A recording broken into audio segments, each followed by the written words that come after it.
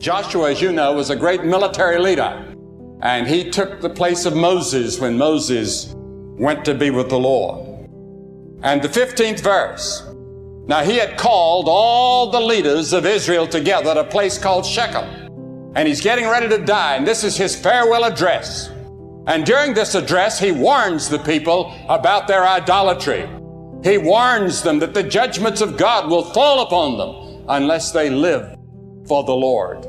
And here's what he says. And if it seem evil unto you to serve the Lord, choose you this day whom you will serve. If you want to serve the devil, serve him. But make a choice.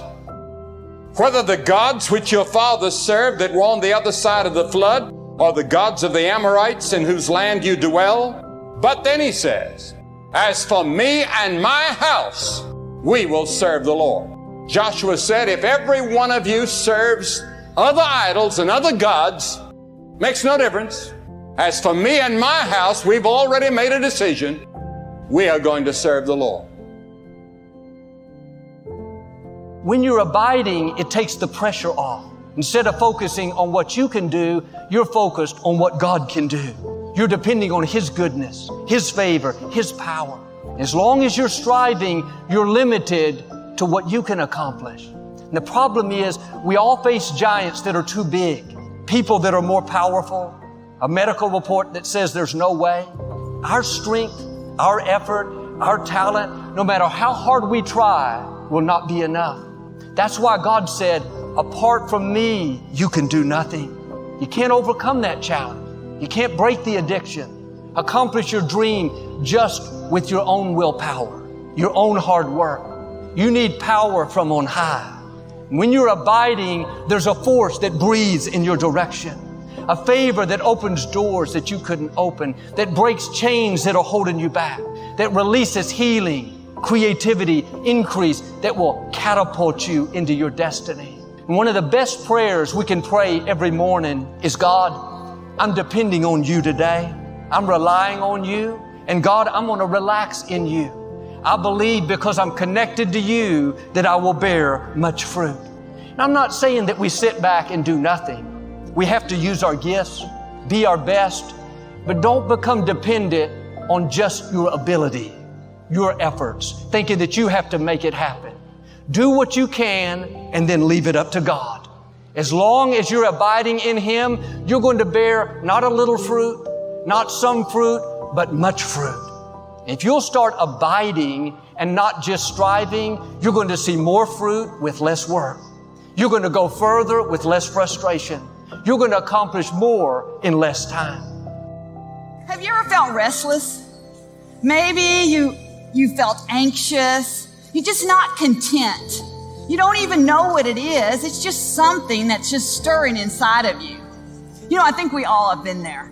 In fact, sometimes we don't even realize it's what it is that we're not content. We just think there's something more, and we're looking for it. Maybe you're struggling to get that promotion. You're working hard at work.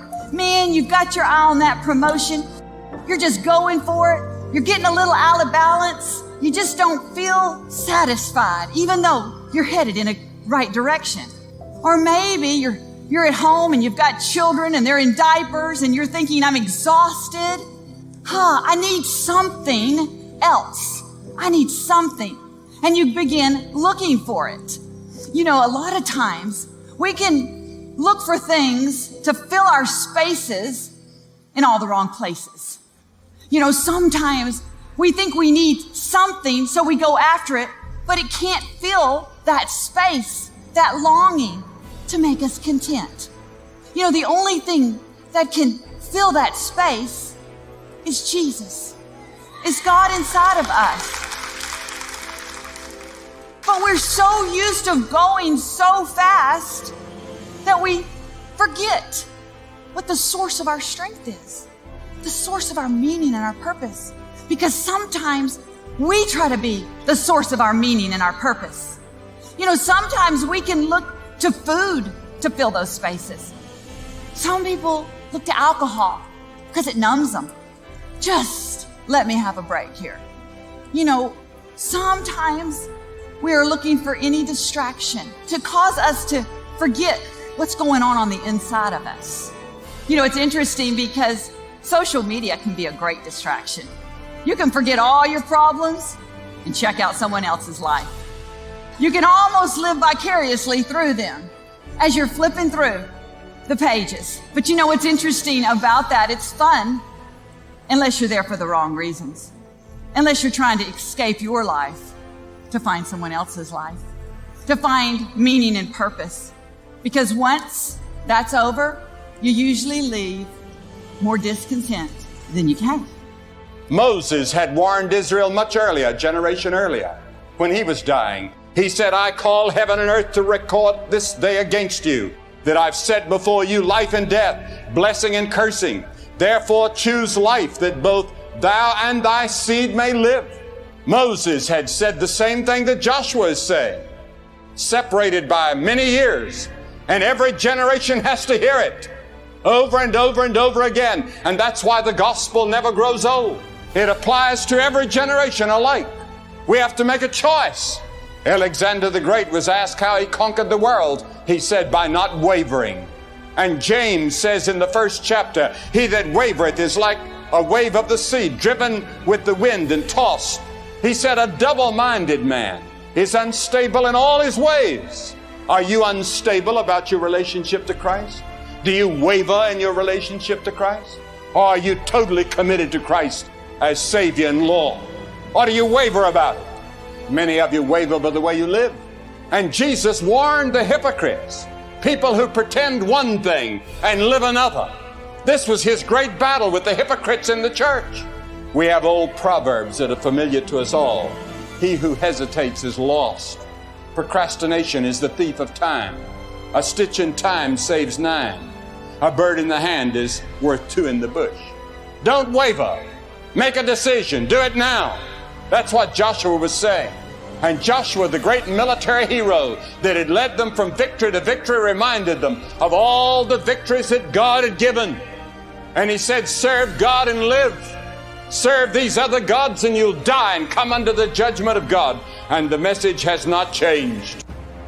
What do you do when the clock is against you and you have enough wisdom to do it over, but you don't have enough time to do it over?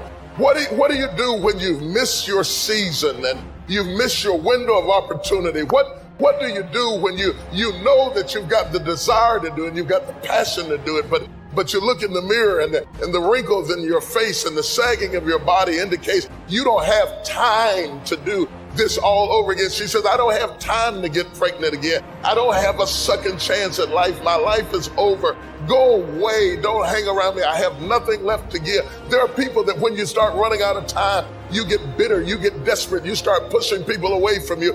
At this age, at this stage, there's a reason why it happened at this age. There's a reason why it happened at this level in life. It's not a mistake. It's not an accident. God didn't fall asleep on the job and the devil came in and wrecked the car. No, God never sleeps and he never slumbers. He's in complete control and he knows where you are and he knows how old you are and he knows how much time you spent and he knows what happened to you and he knows who walked out and left you and he knows who betrayed you and he knows who molested you and he knows who raped you and he knows who rejected you and he knows where you are in life and he knows about your bills and he knows about your degree and he knows you dropped out of school and he knows about what you didn't get and he knows about the health of your child and he knows about the condition of your neighborhood. Understand that and tell yourself nothing just happened.